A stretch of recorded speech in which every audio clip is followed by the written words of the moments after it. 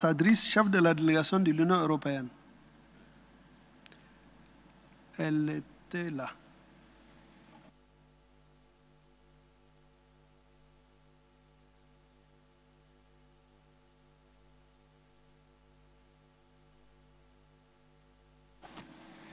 Bonjour, Monsieur le Président de la Haute Autorité à la Consolidation de la Paix, Monsieur le représentant spécial du secrétaire général, Monsieur le secrétaire permanent, secrétaire exécutif du G5 Sahel, Madame la coordinatrice résidente, chers collègues, Mesdames et Messieurs les représentants des autorités nationales, des forces de défense et de sécurité, Mesdames et Messieurs les membres du corps diplomatique, chers collègues, Mesdames et Messieurs les invités en vos rangs et qualités observées. Je commencerai, tout comme les distingués orateurs qui ont pris la parole avant moi, par exprimer au nom de l'Union européenne, comme déjà mes plus hautes autorités l'ont déjà fait, nos sincères condoléances vu les pertes de vie importantes que le Niger a témoignées pendant ces 10 derniers jours, mais également de réitérer notre détermination de travailler ensemble pour que les causes profondes de ces phénomènes soient une fois pour toutes vaincues et que chaque citoyen puisse se réjouir ses droits en tant que citoyen, en tant qu'être humain. Mesdames et Messieurs, les distingués orateurs qui ont pris la parole avant moi ont bien exprimé les défis que la région du Sahel et particulièrement du Sahel central rencontre et pour lequel une nouvelle approche, celle de stabilisation, de résurgence des capacités civiles est nécessaire. Je ne vais donc pas revenir en détail sur ces éléments, mais permettez-moi de présenter la perspective de l'Union européenne et son engagement dans le Sahel. Car en effet, déjà en 2011, l'Union européenne a développé sa stratégie Sahel, étant parmi les premières entités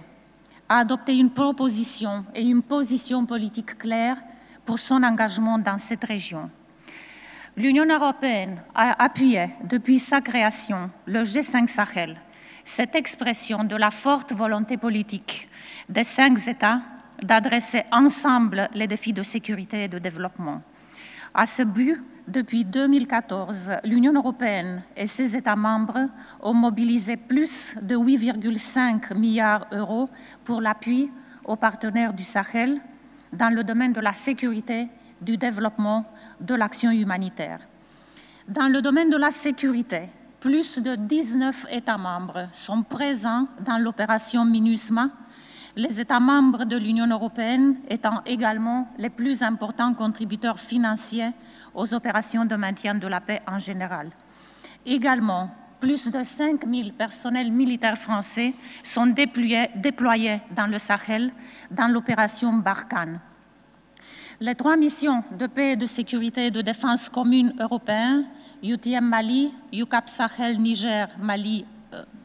et Mali, déploient plus de 900 Européens dans le Sahel avec un coût annuel d'environ 100 millions d'euros. La force Takuba, créée à Pau il y a 1 an, est composée de forces spéciales de plusieurs États membres de l'Union européenne et déploie actuellement plus de 250 personnels militaires sur le terrain. Nous sommes particulièrement, et je dirais humblement fiers, d'être le premier partenaire international qui a appuyé financièrement la force conjointe du G5 Sahel, qui compte aujourd'hui 5 000 personnels militaires. Et ceci, dans un moment où nos propres outils et mécanismes de financement dans le domaine de la sécurité et surtout de la défense n'étaient pas assez mis au point pour répondre à ces défis. On a pris des risques, mais aussi on montre aujourd'hui qu'il y a des résultats. Avec ce financement de 266 millions d'euros pour l'équipement de la force, nous couvrons également des dépenses opérationnelles ainsi que des interventions en partenariat avec le Bureau du Haut-Commissaire pour les droits humains des Nations Unies pour assurer le respect des droits humains et la compliance avec le droit international humanitaire. Cependant, Mesdames et Messieurs, comme les distingués orateurs l'ont dit, le diagnostic est posé et les solutions sont aussi sur la table, car du chemin reste encore à faire. Des succès militaires ont été obtenus, notamment contre certains groupes terroristes. Cependant, nous déplorons des pertes de plus de 4500 vies humaines en 2020. C'est un record. La dégradation de la situation humanitaire, y compris suite aux effets de la pandémie Covid-19, a amplifié les besoins d'appui aux populations. Mais mesdames et messieurs, s'il y a un chiffre qui nous dit le plus et qui personnellement m'impressionne le plus, c'est celui des 13 millions d'enfants du Burkina,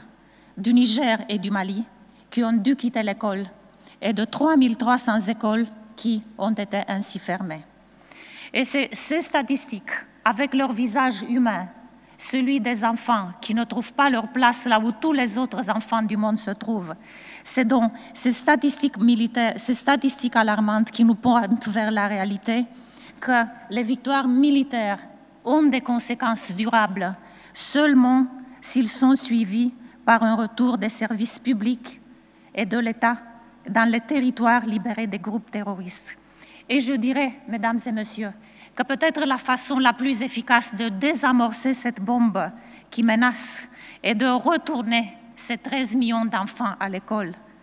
de sortir les garçons des menaces de tomber sous l'influence de ces groupes terroristes et amplifier encore le conflit,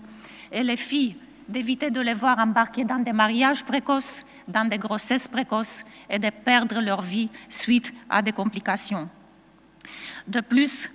la seule façon de couper la route aux terroristes est d'ajouter l'accès à l'eau potable,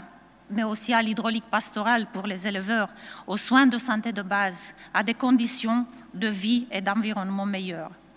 C'est pour cela, mesdames et messieurs, que la gouvernance inclusive et l'état de droit sont au cœur des engagements de l'Union européenne en appui à ses partenaires au Sahel. Comme dit mon représentant spécial, mon patron,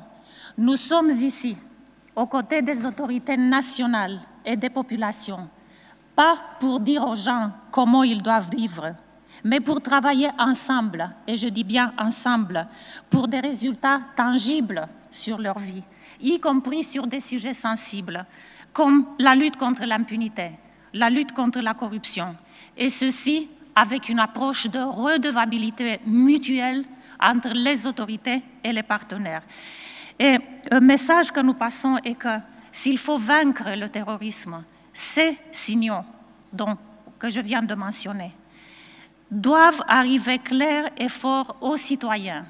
dans leur village, dans leur communauté.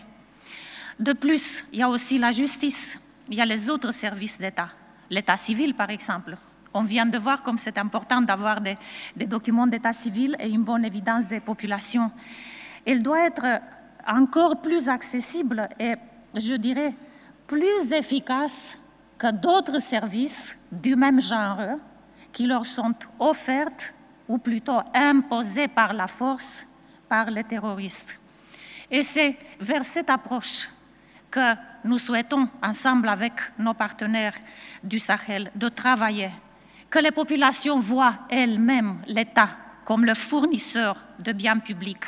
mais aussi les défenseurs des droits et leurs protecteurs, et non pas uniquement voir la présence de l'État comme la police, l'armée et la sécurité. Et avec cette perspective, il convient de mentionner que les avancées militaires et sécuritaires sont sapées par l'impunité.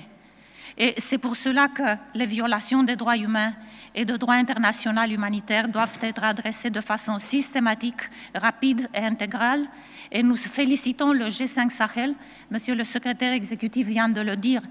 pour la création de la MISAD, qui est un pas important dans cette direction pour l'identification, le suivi et l'analyse des dommages causés aux civils, tout comme les différentes investigations en cours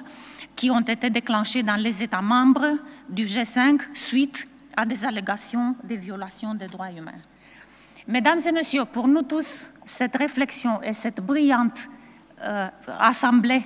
de discussion et de réflexion sur la stabilisation tombe à un excellent moment, car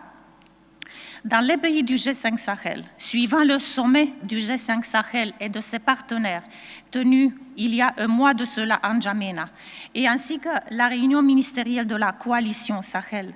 nous sommes engagés à travailler ensemble pour préparer des plans d'action et surtout des actions concrètes sur le terrain, dans le sens que je viens de mentionner, avec un esprit de redevabilité mutuelle entre les autorités nationales et les partenaires.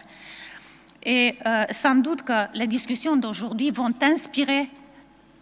cette impulsion vers l'action. Et je suis particulièrement reconnaissante de pouvoir écouter toutes ces réflexions ici, car les délégations de l'Union européenne sont censées coordonner ces efforts de suivi des discussions de N'Djamena et de la coalition Sahel. Je souhaiterais également vous rassurer que l'Union européenne, en plus de cette approche de résurgence des services de base et dans l'esprit de l'initiative P3S, nous continuerons l'appui au renforcement de services de sécurité et de défense, pour le renforcement de l'autorité d'État dans ces zones d'insécurité. Et également être très attentif à la création des synergies avec des actions de développement durable lancées dans le cadre de l'Alliance Sahel. Je citerai encore le représentant, M. Borrell, que la guerre ne sera pas gagnée tant que la paix n'est pas gagnée. Plus que jamais, cette responsabilité nous incombe à tous, sans exception, dans une approche de redevabilité mutuelle, et l'Union européenne et ses États membres continueront de le faire comme depuis le début. Je vous en remercie.